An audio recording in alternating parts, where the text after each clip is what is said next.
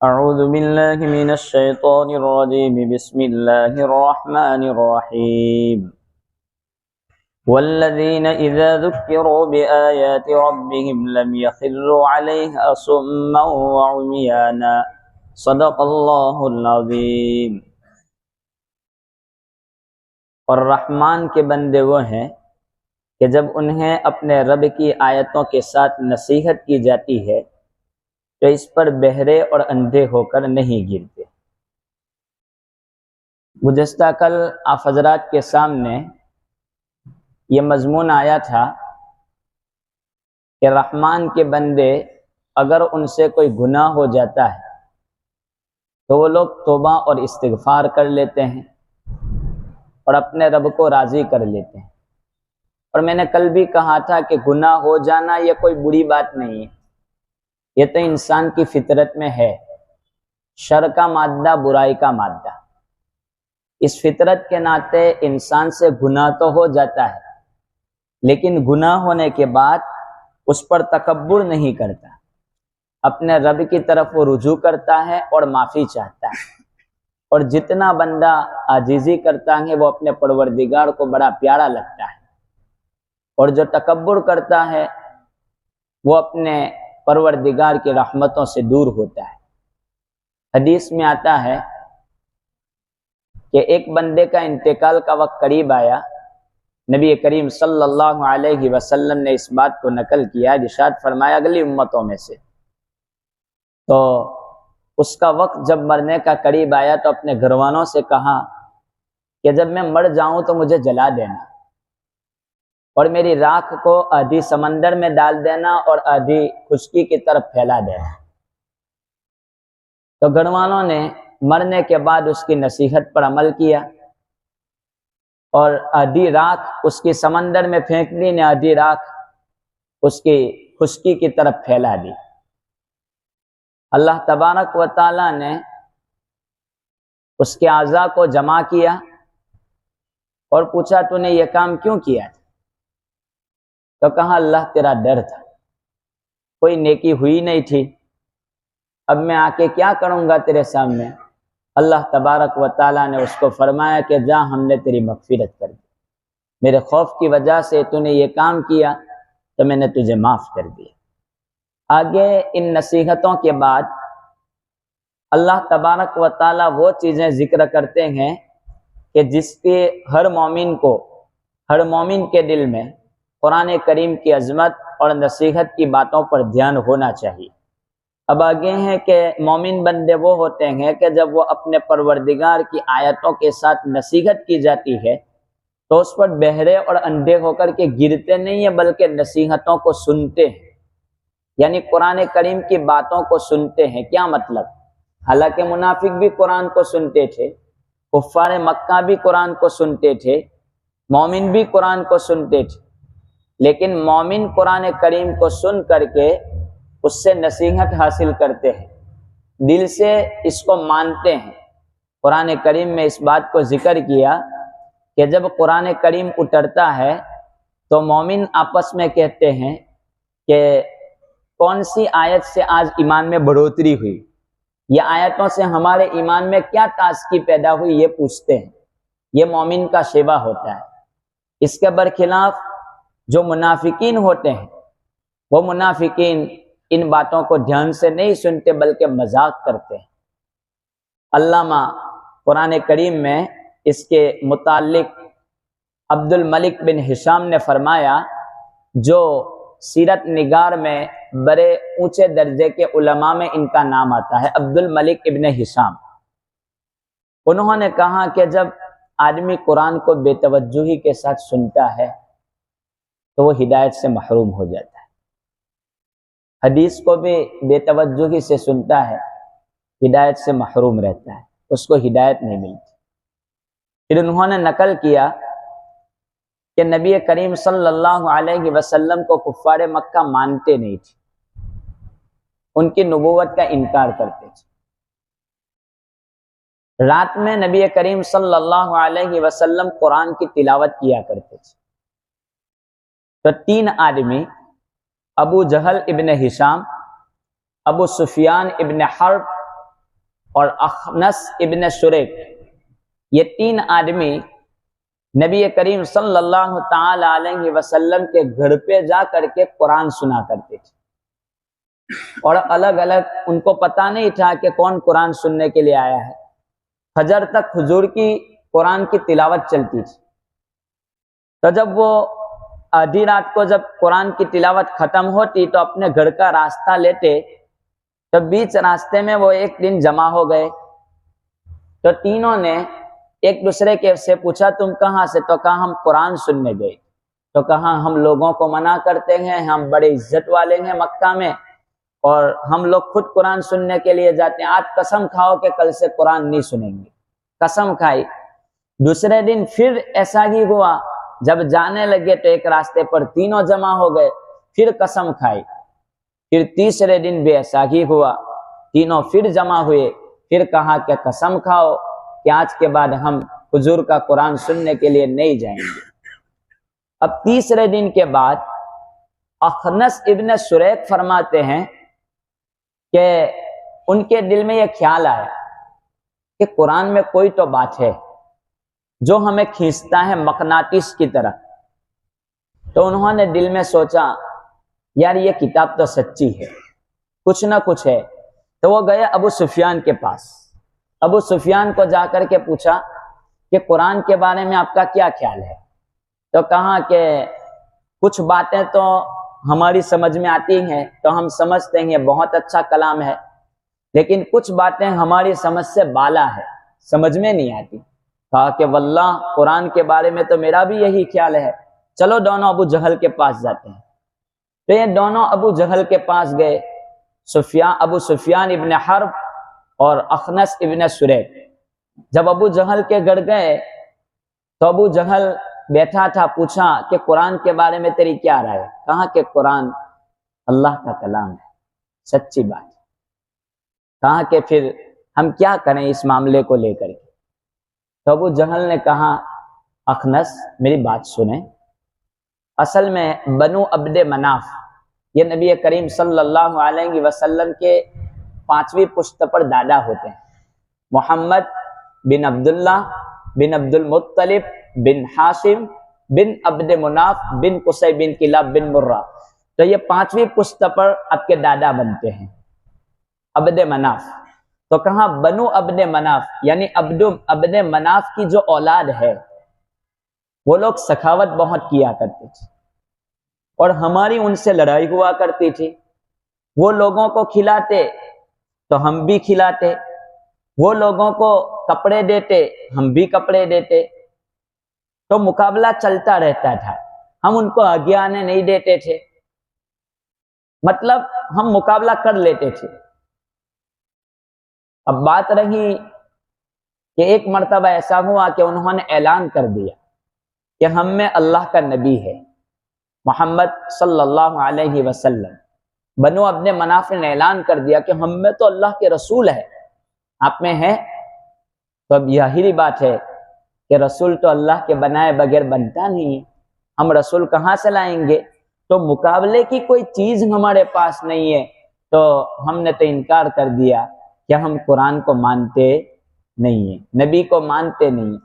چنانچہ ان دونوں کو تو اسلام کی توفیق ملی ہے، اخنس ابن شریک بھی اسلام میں داخل ہوئے ہیں، ابو سفیان بھی اسلام میں داخل ہوئے ہیں۔ ابو جہل کو دولت ایمان سے وہ محروم رہا ہے، حالانکہ وہ جانتا تھا۔ تو ہم لوگ بھی یہی کہتے رہتے ہیں کہ اس میں کیا نئی بات ہے، یہ تو ہم روزانہ سنتے ہیں، حدیث روزانہ سنتے ہیں۔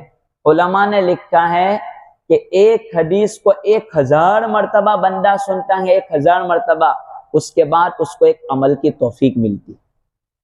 غیبت کی حدیث کو 1 مرتبہ سنتا ہے، اس کو بعد اس کو عمل کی طرف وہ پیرا ہوتا ہے۔ ہم سمجھتے ہیں کہ یہ تو روزانہ کی باتیں، اس کو سن، تو دین کی مجلسوں سے دور بھاگنا گویا قرآن کریم سے ہماری دوری ہے، حدیثوں سے دوری ہے، اور یہ ہدایت کے لیے محرومی کی بات ہو سکتی ہے۔ نبی کریم صلی اللہ تعالی علیہ وسلم نے اس کی طرف رغبت دلائی کہ جو صحابہ ہوتے ہیں وہ کانوں میں انگلیاں نہیں ڈالتے بلکہ اس کو سنتے ہیں۔ غزوہ بدر کا موقع ہے، نبی کریم صلی اللہ تعالی علیہ وسلم نے 313 صحابہ کو بھیجا تھا ابو سفیان کے پیچھے کہ جاؤ، ان لوگوں نے ہمارے لشکروں کو بہت ستایا ہے، کم سے کم ان پر اتنا رعب ڈال دو کہ وہ پھر سے مسلمانوں کو نہ ستائے۔ لڑائی کے لیے نہیں بھیجا تھا، اور اسلام نے کبھی بھی اقدام نہیں کیا ہے جنگ میں کہ آگے چل کر کے۔ تو ابو سفیان تو نکل گئے، لیکن ابو جہل کو پتا چلا کہ مسلمانوں کا 313 کا لشکر ہے، 300 کا، تو اس نے 1000 کے لشکر کو مقابلے کے لیے بھیجا تھا۔ 1000 کا لشکر جب مسلمانوں کے مقابلے کے لیے پہنچا ہے تو اس وقت نبی کریم صلی اللہ علیہ وسلم مایوس بیٹھے ہیں کہ اب کیا ہونے والا ہے، کہ یہ صحابہ 1000 کے مقابلے میں آئیں گے، کیونکہ پہلی جنگ ہے اسلام کی، بدر، اب کیا ہوگا؟ ایسے وقت میں ان کی فرما برداری کتنی ہوتی ہے؟ تو حضرت ابو بکر رضی اللہ تعالیٰ عنہ کھڑے ہوئے اور کہنے لگے اللہ کے رسول، ہم اپنی جان نچھاور کر دیں گے، آپ کیا بات کرتے ہیں؟ حضرت عمر بھی بولے اللہ کے رسول، ہم اپنی جان نچھاور کر دیں گے۔ ابو بکر سچ کہتے ہیں۔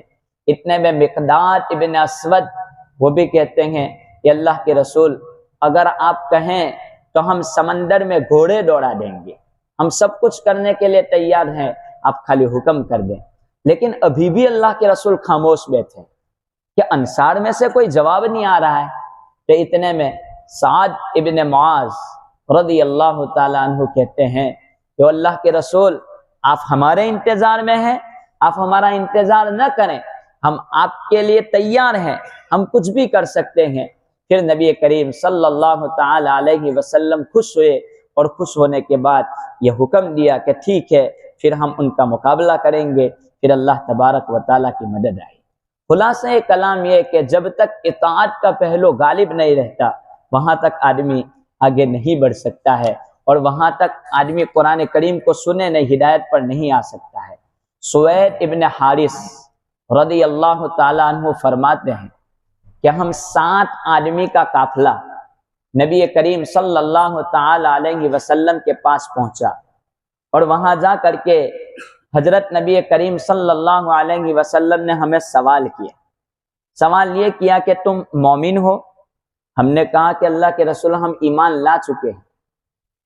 تو اللہ کے رسول صلی اللہ علیہ وسلم نے پوچھا، ہر چیز کی ایک حقیقت ہوتی ہے، تم ایمان لائے ہو، اس کی حقیقت کیا ہے کہ تمہارے پاس ایمان موجود ہے؟ کہاں کہ ہمارے پاس 15 چیزیں ہیں۔ انہوں نے 15 چیزیں ایمان کی نشانی بتلائی۔ ہمارے پاس 15 چیزیں ہیں کہ ہم ایمان لا چکے ہیں۔ کہاں کون سی 15 چیزیں؟ کہا کہ 5 چیزوں پر ایمان لانے کو آپ کے صحابہ نے کہا تھا۔ آپ کے صحابہ ہمارے یہاں تبلیغ کے لیے آئے تھے، تو 5 چیزوں پر ایمان لانے کو بولا، تو ہم نے 5 چیزوں پر ایمان لے آئے۔ اور دوسری 5 چیزیں کہ صحابہ کرام رضی اللہ تعالی عنہم نے ہمیں کہا تھا کہ دوسری 5 چیزوں پر عمل کر لینا، تو دوسری 5 چیزوں پر ہم نے عمل شروع کر دیا ہے۔ کہا تیسری 5 چیزیں کون سی؟ تو کہا کہ تیسری 5 چیزیں وہ ہے کہ تیسری 5 چیزیں ہماری فطرت میں داخل ہے، ان 5 چیزیں پر ہم عمل کرتے ہیں۔ تو یہ 5 چیزیں ہمارے پاس 15 چیزیں ہیں۔ رسول اکرم صلی اللہ تعالی علیہ وسلم نے فرمایا ٹھیک ہے، آپ اپنی 15 چیزوں کو گنانا شروع کرو۔ تو رسول اکرم صلی اللہ تعالی علیہ وسلم نے وہ 15 چیزیں سنی۔ تو 15 چیزیں صحابہ کرام رضی اللہ تعالی عنہم بیان کر رہے ہیں۔ وہ سوید ابن حارث فرماتے ہیں کہ 15 چیزیں کہ پہلی 5 چیزوں پر ہم ایمان لے آئے۔ تو ایک چیز کہ ہم نبی کریم صلی اللہ تبارک و تعالیٰ کی ذات گرامی پر، جس کو ہم پڑھتے ہیں ایمان مجمل، آمنت باللہ وملائکتہ، اور فرشتوں پر، وکتبہ، اور اس کی کتابوں پر، اور تمام انبیاء کرام پر، اور مرنے کے بعد دوسری مرتبہ زندہ ہونے پر۔ یہ 5 چیزوں پر ہمارا ایمان ہے۔ کہا کہ چلو ٹھیک ہے، 5 چیزیں تو آپ کی ہو گئی۔ کہا کہ دوسری 5 چیزیں کون سی کہ جس پر آپ عمل کرتے ہیں؟ تو کہا کہ وہ صحابہ نے حکم دیا کہ بنی الاسلام علی 5، شہادت اللہ الہ الا اللہ وَأَنَّ مُحَمَّدٌ رَسُولُ اللَّهِ وَإِقَامِ الصَّلَاةِ وَإِيتَاءِ الزَّكَاةِ وَالْحَجِّ وَصَوْمِ رمضان، یہ جو 5 اسلام کے ارکان ہیں اس پر ہم عمل کرتے ہیں۔ کہا کہ کون سی 5 چیزیں آپ کی فطرت میں ہے، ان 5 چیزوں پر آپ عمل کرتے ہیں۔ کہا کہ ہماری فطرت میں 5 چیزیں یہ ہیں کہ جب خوشی ہوتی ہے تو ہم شکریہ ادا کرتے ہیں، خوشی پر رب کے سامنے شکر ادا کرتے، فخر نہیں کرتے، تکبر نہیں کرتے، یہ ہماری فطرت میں داخل ہے۔ دوسری چیز، کوئی غم ہو جاتا ہے تو ہم صبر کرتے ہیں، غم پر ہائی واویلا نہیں ہوتا۔ حضرت ام سلمہ رضی اللہ تعالی عنہا جب ان کے شوہر کا انتقال ہو چکا تو انہوں نے صبر کیا اور انا للہ و انا الیہ راجعون یہ پڑھا۔ کہا کہ اس میں غم کی کیا بات ہے، اللہ کی چیز تھی، اور یہ تو اس پر قرآن نے حکم دیا ہے کہ انا للہ الذین اذا اصابتہم مصیبہ قالوا انا للہ و انا الیہ راجعون، یہ پڑھنا ہے۔ تو وہ انہوں نے پڑھا تو کہا کہ یہ کس نیت سے پڑھا کہ حضور صلی اللہ علیہ وسلم کا فرمان ہے اگر کوئی غم کے موقع پر یا کوئی تکلیف کے موقع پر یا کسی چیز کے کھو جانے کے وقت انا للہ پڑھ لیتا ہے تو اللہ اس سے اچھی چیز اس کو بدلے میں دے دیتے ہیں۔ ابو سلمہ فرماتی ہیں جب بھی میرا دل پریشان ہوتا کہ ابو طلحہ چلے گئے دنیا سے تو میں انا للہ پڑھتی رہتی، انا للہ و انا الیہ راجعون۔ اگر کسی کو کوئی مصیبت آ جائے اور وہ مصیبت حالانکہ چلی گئی، سالوں پہلے کی ہے، مثلا کسی آدمی کے بیٹے کا انتقال ہو گیا سالوں پہلے، آج یاد آیا، نہ آنکھوں سے آنسو نکل گیا، پریشان کر رہا ہے، ابھی انا للہ پڑھتا ہے۔ یا باپ کا انتقال ہو گیا، ابھی یاد آیا، نہیں انا للہ پڑھ رہا ہے۔ یا کوئی تجارت میں نقصان ہوا، نے ابھی انا للہ پڑھ لیتا ہے۔ غرض کوئی بھی مصیبت ہو گئی نہ انا للہ و انا الیہ راجعون کرتا ہے تو اللہ تبارک و تعالی اس کو اتنا ہی اجر دے دیتے ہیں جتنا اجر کے اس کی غم اور مصیبت کے وقت ہوتا ہے، اور اس کو نعم البدل بھی پھر بھی اللہ تبارک و تعالی عطا کر دیتے۔ تو ام سلمہ فرماتی ہیں کہ میں انا للہ پڑھتی رہتی جب بھی پریشانی ہوتی، انا للہ و انا الیہ۔ تو کسی نے کہا کیا کتنا غم؟ کہا کہ میرے دل میں الجھن ہے، تکلیف ہے، تو میں حضور کے بتلائے ہوئی بات پر عمل کرتی ہوں، انا للہ پڑھتی ہوں۔ کہ حضور نے فرمایا کہ کوئی نعم البدل ملے گا اگر آپ تکلیف پر انا للہ پڑھتے ہیں۔ کہا کہ کچھ مدت کے بعد حضور اکرم صلی اللہ علیہ وسلم ان کے شوہر بنے، نکاح ہوا۔ اس سے بڑھ کر اور کیا نعم البدل؟ ابو طلحہ دنیا سے رخصت ہوئے اور ملے کون؟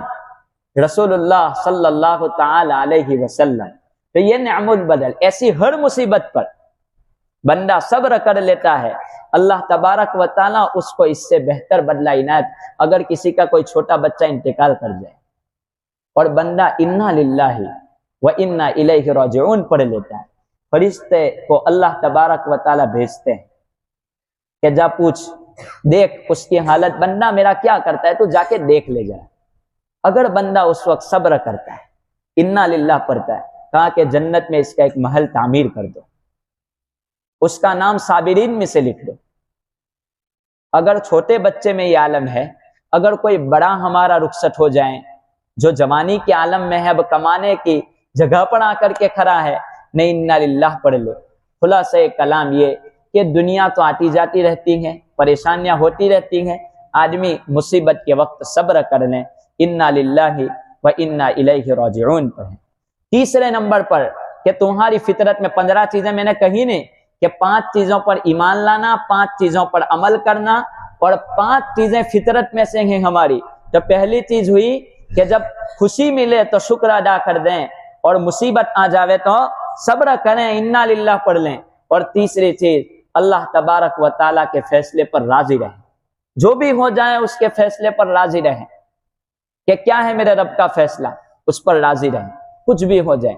میں ابھی تھوڑے دنوں پہلے سوچتا تھا کہ آج سے 3 سال پہلے کا جو رمضان تھا، کتنا گرم رمضان تھا، نہ معلوم اس میں خدا کا کیا کرشمہ تھا کہ سب جگہ لاک ڈاؤن تھا، ورنہ اس وقت کا رمضان روزہ رکھنا آدمی کو مشکل ہو سکتا تھا اگر کام کاج میں. خدا کا کیا کرشمہ تھا، امت نے روزہ بھی رکھ لیا، رمضان بھی نکل گیا، حالات بھی ٹل گئے اور لوگوں کو اپنے پروردگار پر بھروسہ بھی کامل ہو گیا، اپنے رب کے فیصلے پر راضی رہے. آگے فرمایا کہ جنگ کے موقع پر صبر و استقامت سے کام لینا. جب کوئی جنگ کا موقع ہو تو ایسے وقت میں ایسا نہیں کہ اب ہم بھاگنے والے ہیں. اور 5ویں نمبر پر دشمنوں کی مصیبت پر بھی خوشی کا اظہار نہ کرنا. دشمن بھی مصیبت میں ہو تو خوشی کا اظہار نہیں کرنا چاہیے. آج ہمارا معاملہ یہی ہے، بلکہ دوست کی مصیبت پر بھی خوشی کا اظہار کرتے ہیں، دشمن نہیں، دشمنوں کی مصیبت پر خوشی کا اظہار نہ کریں. ایسا نہیں کوئی آدمی جا رہا تو شیخ سعدی رحمت اللہ علیہ نے لکھا ہے کہ دشمن تو وہی بہتر کہ جو تیری خوبی کو نہ دیکھے. شیخ سعدی نے لکھا دشمن دشمن وہ بہتر کہ تیری خوبی پر اس کی نظر نہ پڑے، ورنہ وہ کیا کرے گا، تیری خوبی پر نظر کرے گا تو بھی وہ تیرے لیے بد دعا کرے گا.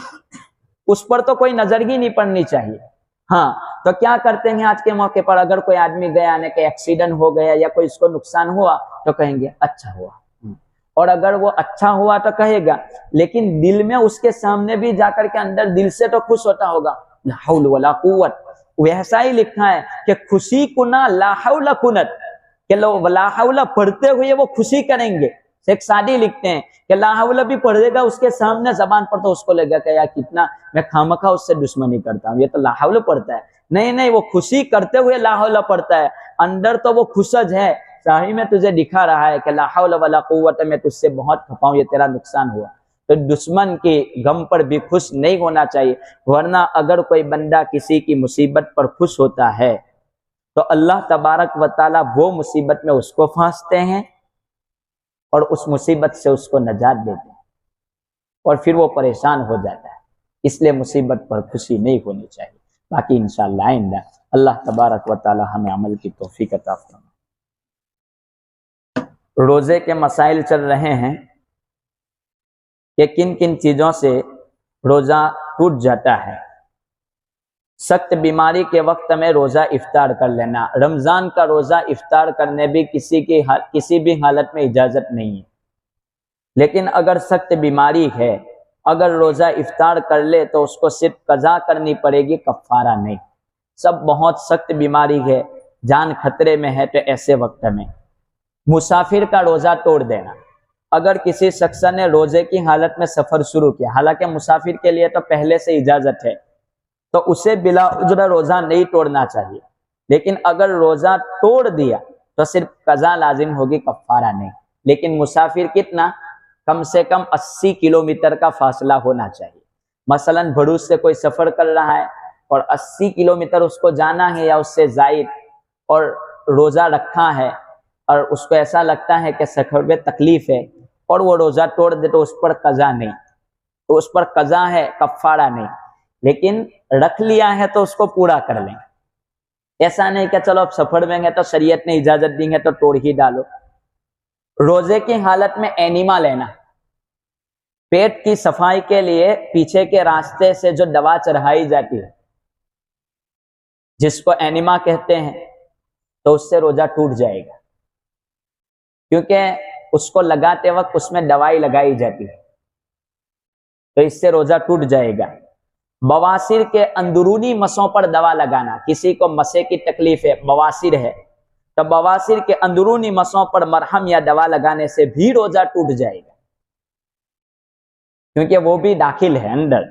مگر جو باہر کے مسے ہیں اس پر دوا لگانے سے روزہ نہیں ٹوٹتا. باقی انشاءاللہ آئندہ.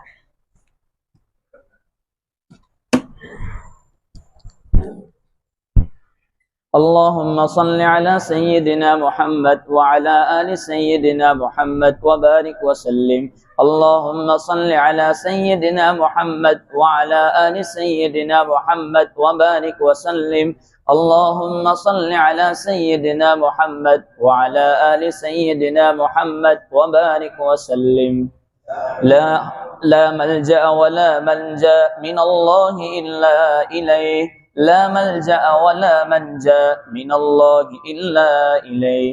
لا ملجأ ولا منجا من الله إلا إليه بسم الله الرحمن الرحيم ألم نشرح لك صدرك ووضعنا عنك وزرك الذي أنقض ظهرك ورفعنا لك ذكرك فإن مع العسر يسرا إن مع العسر يسرا فإذا فرغت فانصب وإلى ربك فارغب بسم الله الرحمن الرحيم ألم نشرح لك صدرك ووضعنا عنك وزرك الذي أنقض ظهرك ورفعنا لك ذكرك فإن مع العسر يسرا إن مع العسر يسرا فإذا فرغت فانصب وإلى ربك فارغب بسم الله الرحمن الرحيم ألم نشرح لك صدرك ووضعنا عنك وزرك الذي أنقض